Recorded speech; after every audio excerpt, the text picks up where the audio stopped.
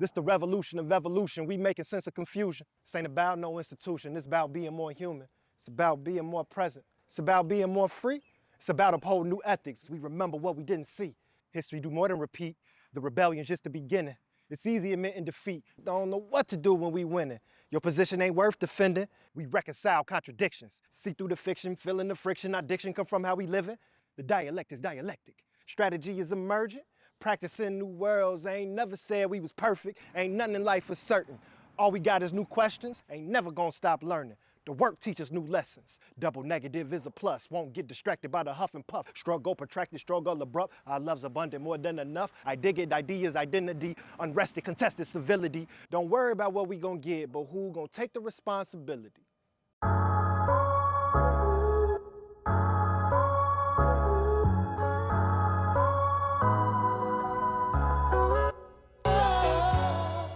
Welcome to 1 Million Experiments in the Field.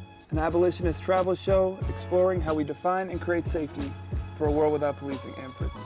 I'm Damon. I'm Kiss. And since 2021, we've been building this podcast and film called 1 Million Experiments, where we learn from, document, and are in conversation with organizers and practitioners and people building safety in their communities in all kinds of different ways. So we've hopped out of the lab and got into the field, and we are honored to be here in Detroit. This is sacred hollow space for us. We are in front of the amazing James and Grace Lee Boggs Center, and we were also able to reconnect with folks from the Detroit Safety Team and the Detroit People's Food Co-op. And so I think with no further ado, it's time to hop into the field. Let's get it. Hold up. Before we get into the field and learn about this revolutionary lineage that has changed our lives and shaped our work, we gotta break down who we're talking about. These both legendary and hidden figures in the radical tradition of collective liberation, Jimmy and Grace Lee Boggs. And shout out to the team behind the amazing film American Revolutionary, The Evolution of Grace Lee Boggs, who graciously shared their work here to help us tell this story. Grace was a first-generation Chinese-American, daughter of a restaurant owner and philosopher. Jimmy was an Alabama-born product of the Great Migration, multi-decade auto worker, and autodidact, who is both a sharecropper and factory worker, embodied the labor of the 20th century. Their Detroit-based love story is rooted in a rigorous and impactful intellectual partnership. Their writings, stemming from the legacy of Trinidadian Trotskyists and author of Black Jacobins, C.L.R. James, if you know, you know, and if you don't, strongly encourage you look them up, took the form of newspapers, pamphlets, and books that study global revolutions to see how we can best transform our political reality toward a greater humanity. They were rooted in the Motor City, from its heyday as the center of American industry, all the way through the devastating desertion that the city experienced as profit-seeking companies sought cheaper labor in other countries. Jimmy and Grace's work didn't just stay on the page. Over the decades, they built a slew of impactful experiments that helped Detroiters survive and thrive in the ashes of deindustrialization. The two of them were early visionaries in how to respond to this organized abandonment. They constructed urban gardens and farms in the open space left by depopulation, advocated for murals across town as a practice of communal resilience, and built multi-generational, multi-ethnic gathering spaces for people to process their reality and build new ideals for the city. Alongside a generation of radical labor organizers and community builders, Grace and Jimmy helped to plant seeds that have spread across the country and sprouted through the rubble of late-stage capitalism. And their writings quite literally changed our lives. When we read their joint text, Revolution and Evolution in the 20th Century, and Grace's The Next American Revolution, we felt both at home in their lineage and responsible for keeping their work, the revolutionary work of becoming more human, alive. Coming to the Boggs Center, which is housed in their home and is one of the many Detroit spaces where their spirit feeds the work, felt like a pilgrimage for us.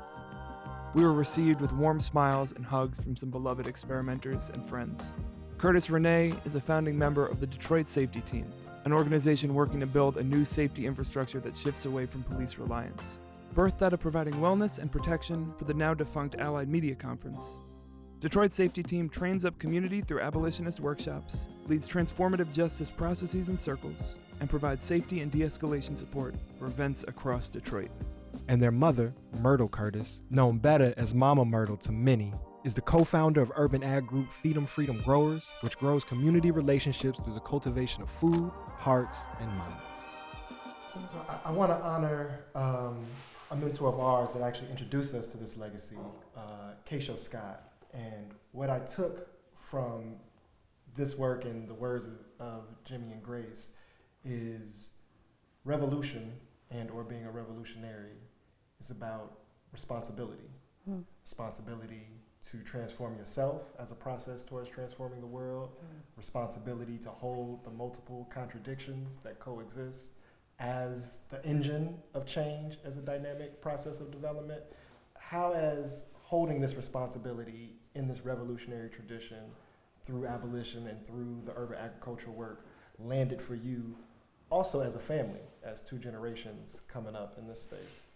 Family is the first community, and I am grateful for being able to do this work with family. It has brought us closer together, and at moments it has put us on opposite ends of the spectrum. I have learned more about myself through working with my children. Often I say to people, like, what we're doing is not like a sprint, it's like a marathon. It's like we're committed to like this long game of like shifting this culture. And so for me, it's a reminder to like stay in the course, because like safety, the culture of safety will not shift overnight. And so like, what does it look like to like have conversations with folks that don't love the police? I've like heard people say this before, like, well, I call the police because I don't know who else to call. Do I love them? No, but I'm absolutely gonna call them. And so like, and I think that is valid. You've never seen anything else. And even though you know this absolutely does not work, you have no idea in this moment who else to call. And so being able to like have those conversations and like build community and build trust and build relationships, that is like what safety is. Like it's in those relationships that we have that we're able to create that with one another and support one another. And so it is like something that is gonna start, and then we'll look back and be like, oh, we have this very different thing where people are able to like, maybe not call somebody, but maybe it's their actual next door neighbor or like some other system that's just like put into place that works for that community or that block. So what is so beautiful to witness about you and y'all, Curtis, is that this work is not just happening in community in the abstract sense. It's happening literally within families. And so how has that process for you been working in this tradition and this legacy with and in your family? When we decided to start Detroit Safety Team, like I knew it was possible. Like I saw like my parents starting off in like a couple of raised beds over the 12 years that Feed 'em Freedom has been in existence. Like I knew. I was 15. 15, oh, excuse me. 15 years of Feed 'em Freedom, like what was possible.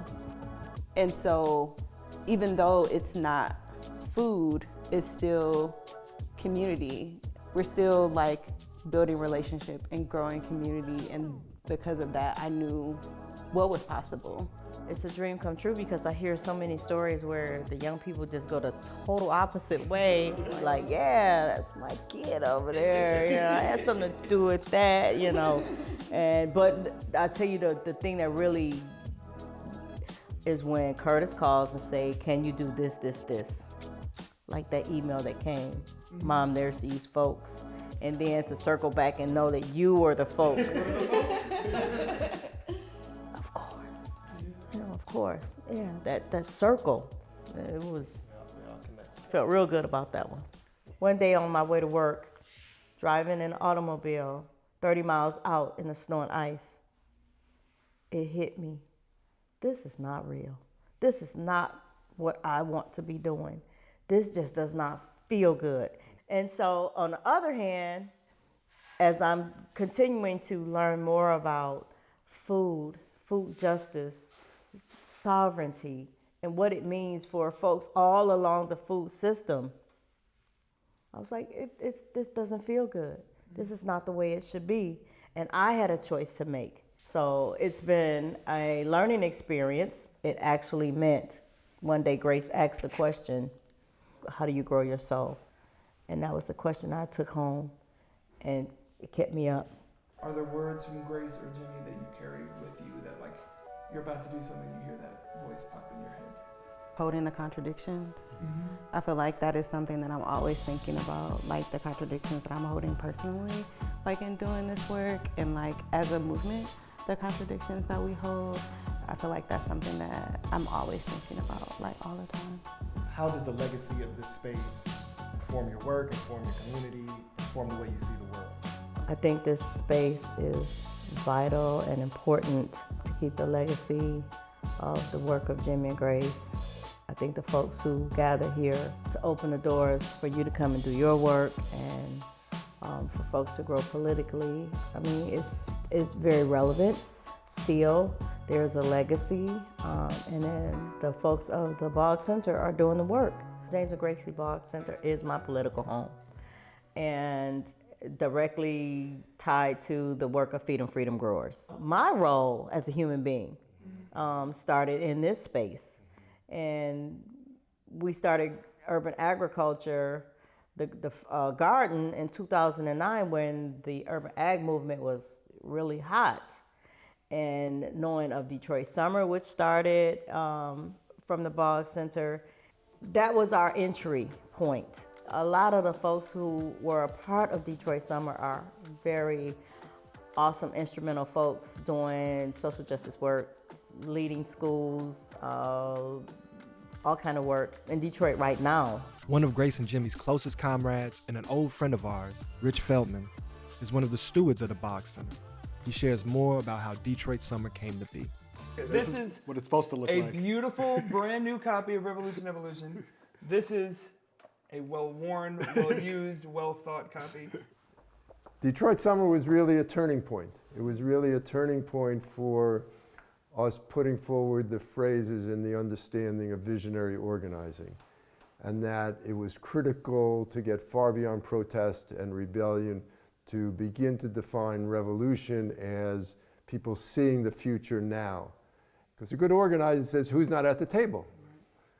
And we obviously answered the question, it was young people. So we went back in our own history around freedom schools and the freedom school movement of '64. So we went and then created what was called Detroit Summer, a movement to rebuild, respirit, and redefine Detroit from the ground up.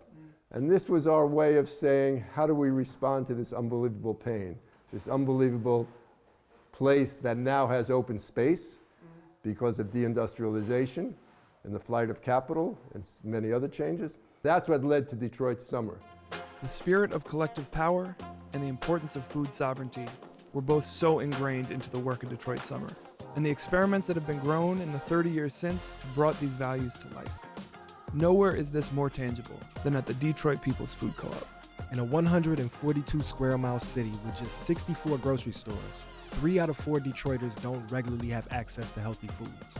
The Detroit People's Food Co-op is a pivotal community-owned step to meeting that need in the midst of food apartheid. The co-op, nearly 2 decades in the making, is an experiment led by the Detroit Black Community Food Sovereignty Network. Filled with local produce, much of which is sourced from local farms like Feed 'em Freedom Growers, the co-op had opened its doors just a couple weeks before we got to town. The response from their neighbors was tremendous, emotional, and emboldening.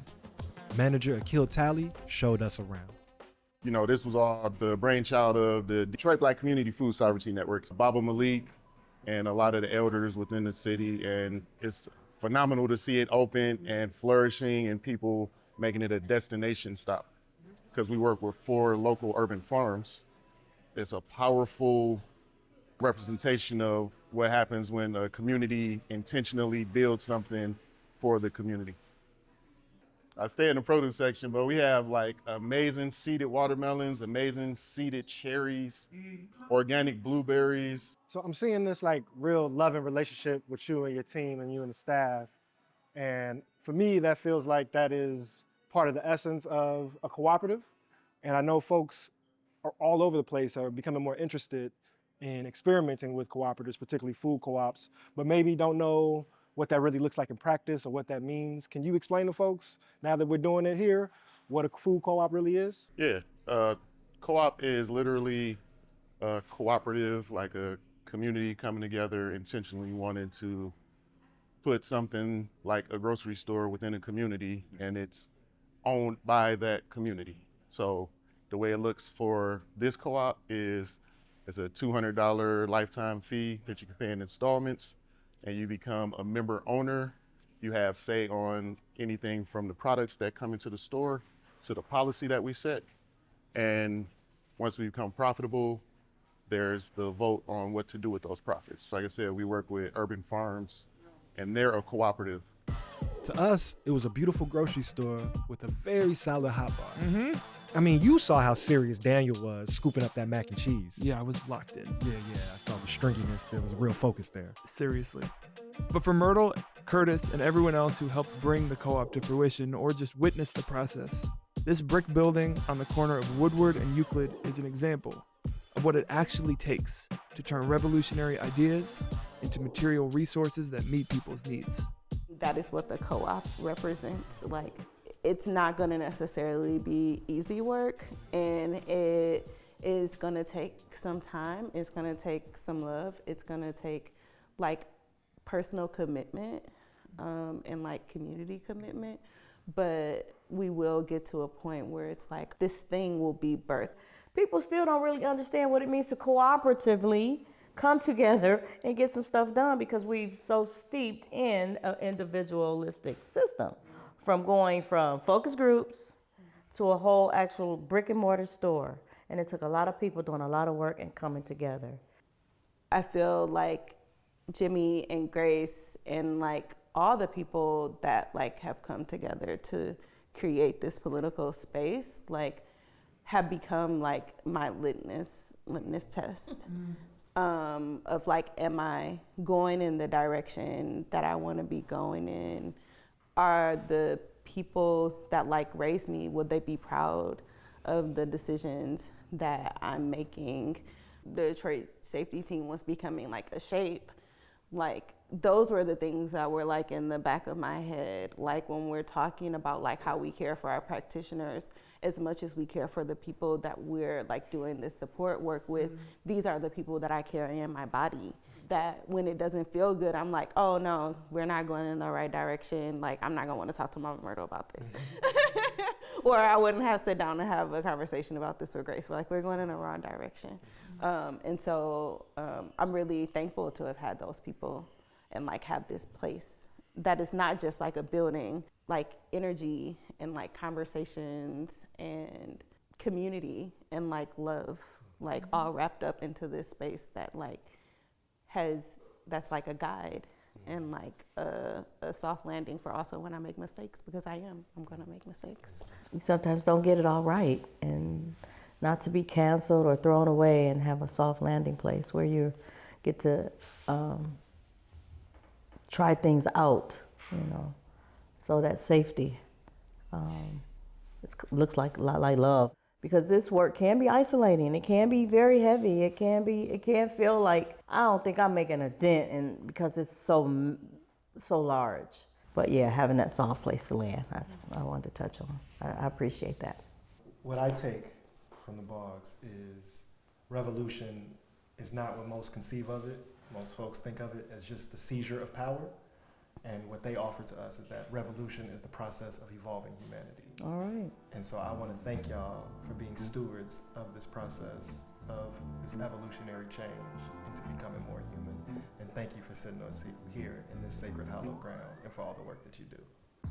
When we first met Mama Myrtle and Rich 8 years ago, we had already read Jimmy and Grace and saw ourselves in what Damon termed the Boggsian lineage. But the way that Myrtle and Rich embraced and welcomed us made us feel so much more connected and close to this legacy that had shaped our lives from afar. Rich shared a little bit more about how we're part of a larger generational trajectory who are returning to the Boggses. The generation now, which is so excited and coming back to the center, what's exciting is they bring with them, they are movement youth now. They have been raised in the period of Arab Spring, Occupy, Standing Rock, Black Lives Matter, immigration struggles, disability justice, struggles around sexuality and the rise of transgender presence, right? I mean, they're a generation of hope, just like my generation of the 60s was a generation of hope. So Jimmy and Grace lived downstairs. They moved here in 1962. And Jimmy was the kind of person that was always outside talking to neighbors, sweeping the water away from the drain, working on his car, seeing his neighbors.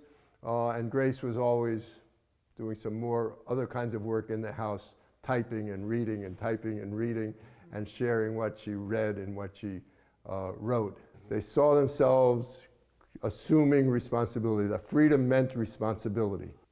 I think you said you were in Minneapolis. We had 34 middle school kids from Minneapolis. These kids who were middle school, which means they're like 12-ish. So they were 9 or 10 when George Floyd was killed, and they remember the Minnesota rebellions and uprisings, and was very clear to have the conversations with us about what was similar, what was different between the rebellion in Minneapolis and the rebellion in Detroit in '67. And they were prepared. I mean, it blew me away. And I just want to say this, and I'm real, is because the written word matters. Ideas matter. They might not be correct. They might not be. They matter even if they're wrong. Well, they matter because they give you an opportunity to reflect in ways that we sometimes have difficulty reflecting when it's not written. And Jimmy and Grace really believed and respected the importance of the written word. They always understood it was driven by love. The only purpose for revolution is the evolution of humankind. And now when we say humankind, we would mean the entire ecology. Thank you very much and giving me a treat. Oh my God. Give me a hug. Thank you, both of you. I'm getting the group hug in there. All right, love you both. Love you too. Love you. Thank you. Similar to the food co-op, the Love Building is another brick and mortar space born from this legacy. A gorgeous new home for our friends at Allied Media Projects, and a squad of amazing movement media organizations. The screening we did of our 1 Million Experiments film was one of the first public events they held, and we were joined by visionary Detroit organizer and artist Tawana Petty, whose work around water rights advocacy and data and digital privacy has been super formative for us and is definitely keeping the Boggs' memory alive. It came through survival, right? Growing up in a city, as I mentioned, I'll be 48 this year. And for my entire life, I was taught that Detroit was a place you had to grow up and get out of, that you couldn't make anything of yourself here, that this was a place of a bunch of dehumanized Black people who didn't care about their property, who, anything you could possibly think of. And I've had the luxury of traveling the world over the last 20 years, and I always ask the question, what's some of the things you've heard about Detroit? And I tell people to be completely honest with me, and all over the world is pretty much the same: dangerous, violent, poverty, etc. Some folks will say revolutionary because they revolutionary, so they tap into that spirit. But as I came into consciousness, and shout out to the Boggs Center and Grace Lee Boggs and Rich and everyone, Baba Wayne and Myrtle, et cetera, and Kim, I came into my consciousness and started to really love deeply. Like I'd already started to love Detroit and started to leverage my art in ways that challenged those notions. But the deeper I got into the revolutionary spirit and history of the city, the more I was able to tackle that. But it took that re-spiriting. It took me to be around people who love Detroit. All of the things that come with loving a predominantly Black, disinvested and dispirited city. And so I wanted to be part of the re-spiriting. And I've known I was a poet since I was 7 years old. And so that was the one talent I knew that I could leverage and share out, right, and pay forward.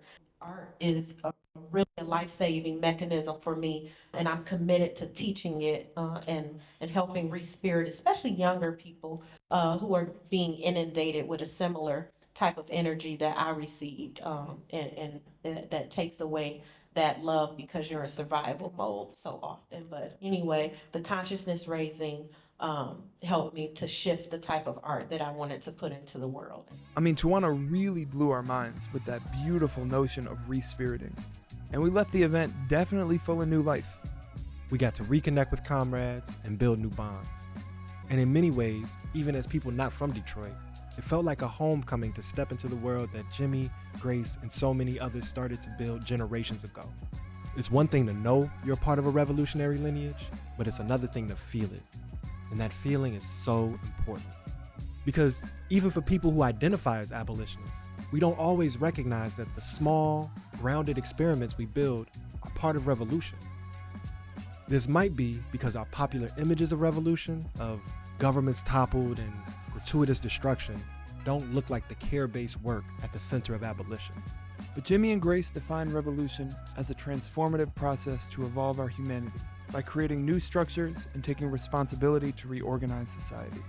If revolution is the process of becoming more human, then what we saw in the field across this land is truly revolutionary. We saw rebellion and crisis response in Minneapolis, Food distribution and mutual aid in New York, space making and political education in LA, deep-rooted transformative justice in Seattle, and visionary organizing here in Detroit. These experiments are just a few examples of what it looks like to courageously take on the responsibility of creating safety for our people outside of policing and prisons. And we've learned so much from their examples. But we still need about 1 million more to create this next revolution. We need you to hop in your lab and join the sacred process of becoming more human. We'll see you in the field. Much love to the people. Peace.